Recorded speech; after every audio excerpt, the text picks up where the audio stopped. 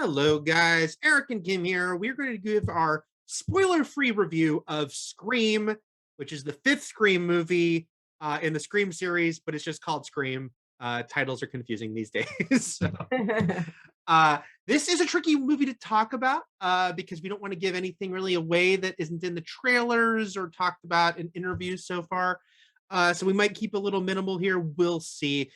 Kim, I was saying to you before we started that this will be really short, but I also shouldn't say that because those are famous last words. But we'll see. Famous last words. I hope this doesn't result in something gory coming. Oh no, that would be terrible. But kind of exciting for me. So yes, this Scream movie, which was directed by the group called Radio Silence, producing and directing it, who made Ready or Not. The writers James Vanderbilt and Guy Busick also come from Ready or Not. A lot of people from that film. And your basic setup. What do you think? There's a girl by herself. The phone rings. There's a creepy guy on the other end of the phone. There's a ghost-faced person out there. Bad things happen. And this brings a girl named Sam, played by Melissa Barrera, back to Woodsboro, her hometown, joined by her boyfriend Richie, played by why am I blanking on his name? Jack Quaid. And they come back to town, and guess what? There's more killings. Bad things are happening, and this will bring back into orbit three very familiar faces: Gil, Dewey, and Sydney from the previous films, with all those actors returning. David Arquette, we got Courtney Cox and Nev Campbell back.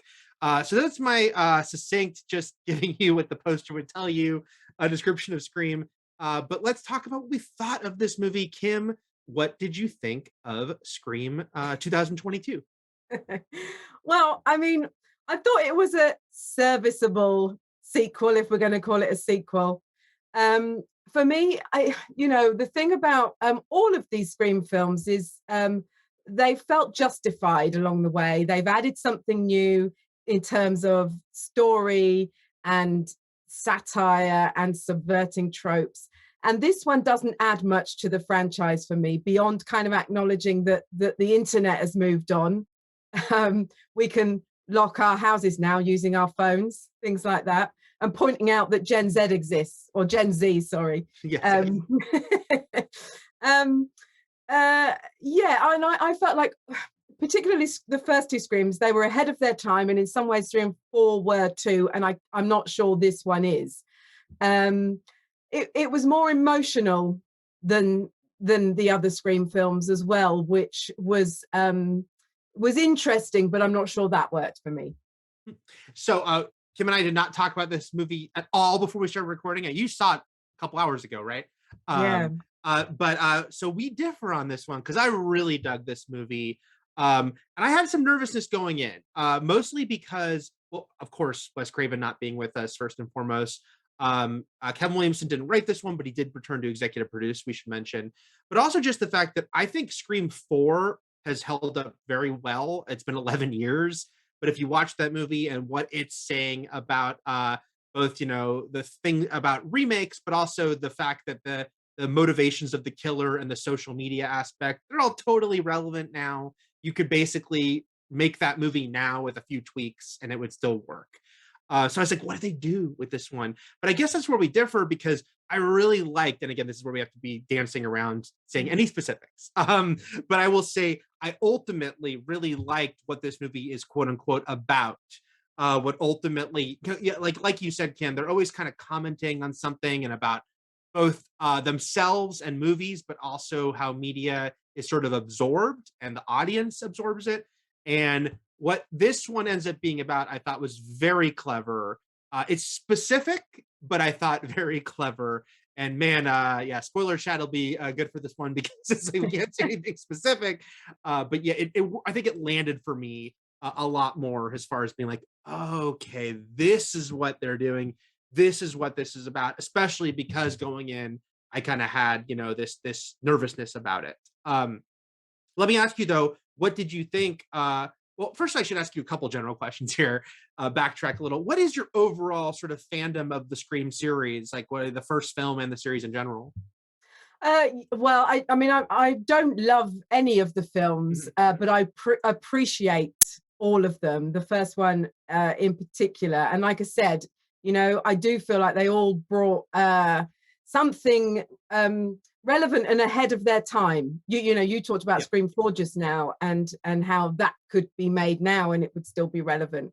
And you know, there's no denying the impact that these films have had, their legacy, you know, particularly the first one, and how it kind of reinvigorated the horror genre. And I think, you know, we're still feeling the effects of its impact. I think we wouldn't have a lot of the Blumhouse films that we've had. I don't think Get Out exists without this franchise, and perhaps some of the A24 films that I love as well. So Yeah. a lot of respect for it, but not necessarily, you know, passion. Right. Yeah, just so everyone understands where we're both coming from and how that can color both of us. Yeah, I'm a mega fan.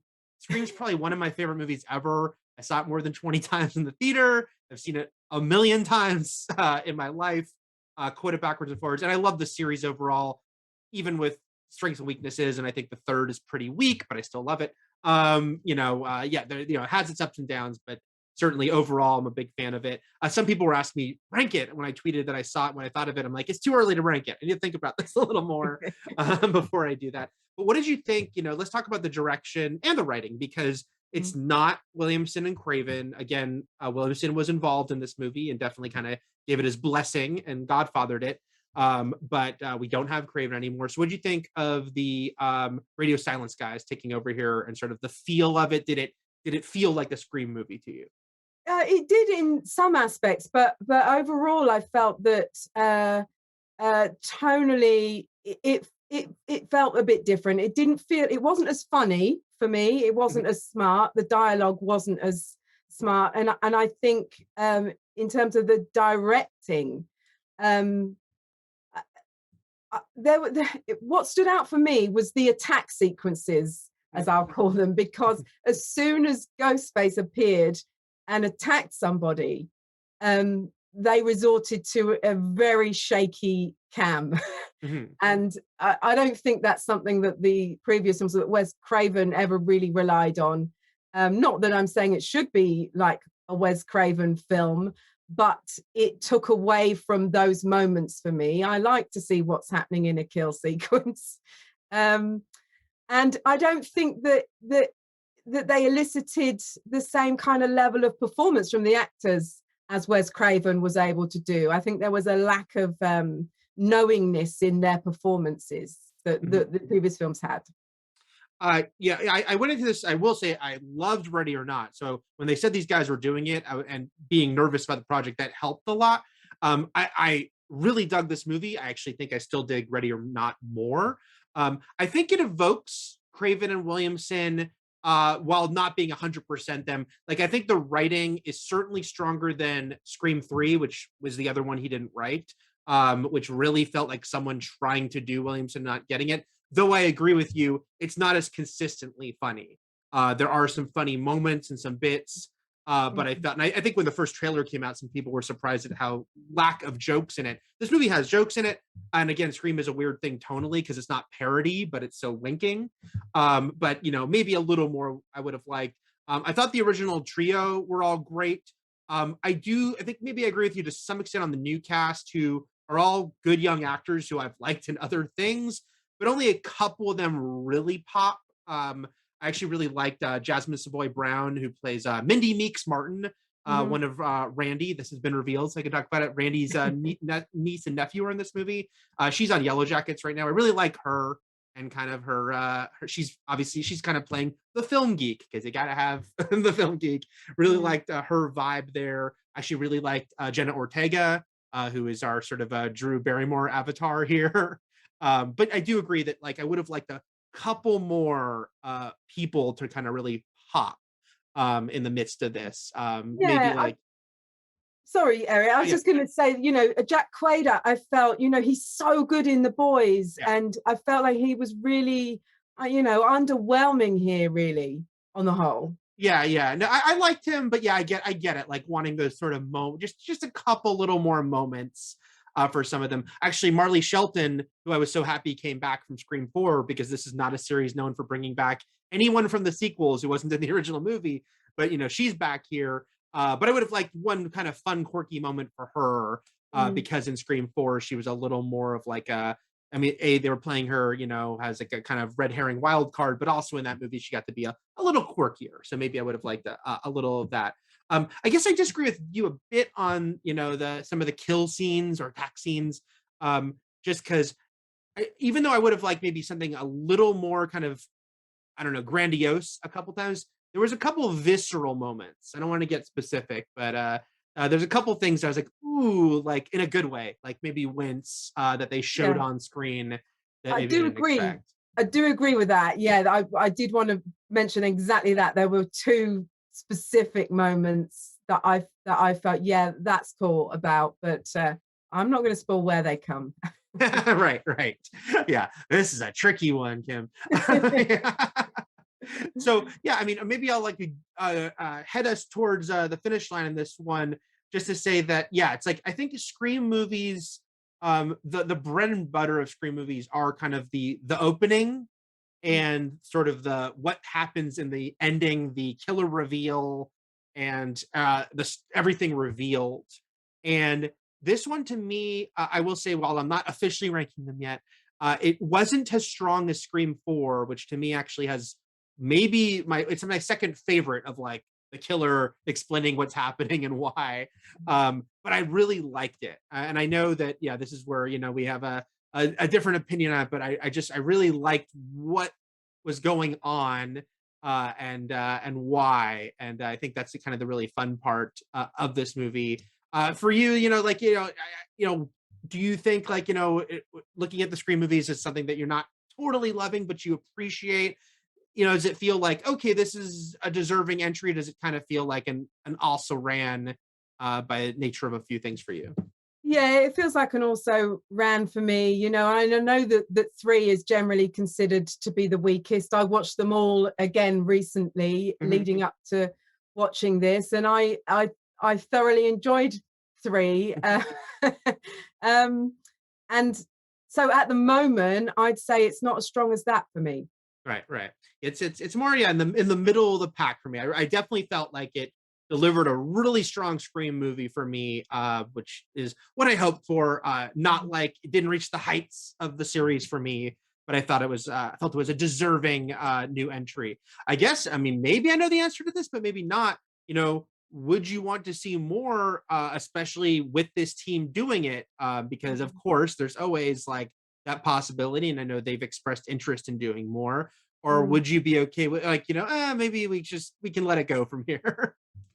I I can see how they might move it forward, Mhm. having watched this latest installment and I interviewed Kevin Williamson last night and had quite a long chat with him, and he's also, yes, open to being involved in more.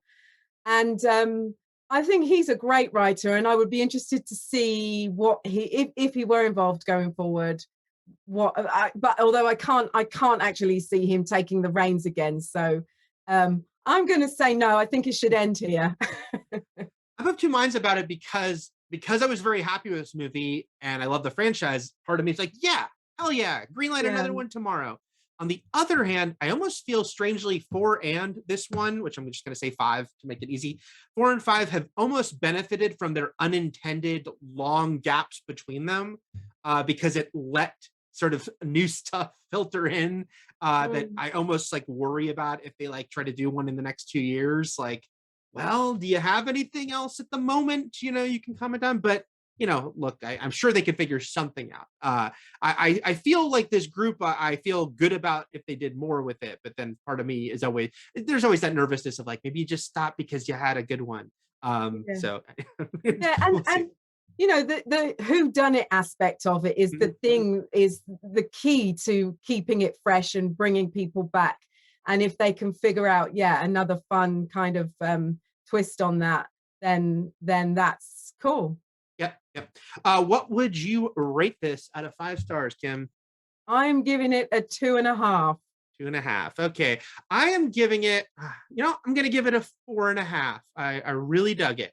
No, I'm gonna take that back. I'm sorry. I'm gonna say four. I know it's funny. I was thinking about this before and I was like 4.5. I'm gonna say four, but again, this is one of those things where I want to sit on. I want to see it again in a a time or Yeah. two, because I don't think it's as strong as Scream 4, but there's stuff which again has gone up for me in the years, but Mm. still was quite happy with it as a Scream fan. Yeah, well, the person sitting next to me, Eric, said afterwards he thought it was a masterpiece. Yeah.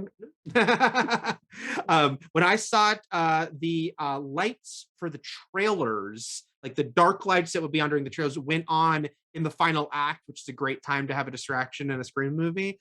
So I felt it was to the movie's benefit that I was still into what was happening, but I do want to see it again without any lights on to have a proper experience. So that is our thoughts on Scream 2022. Man, they make it tricky with Halloween and all these series where you have to use numbers now to years, I should say, to explain what we were talking about. But thanks, guys, for listening to us chat about Scream.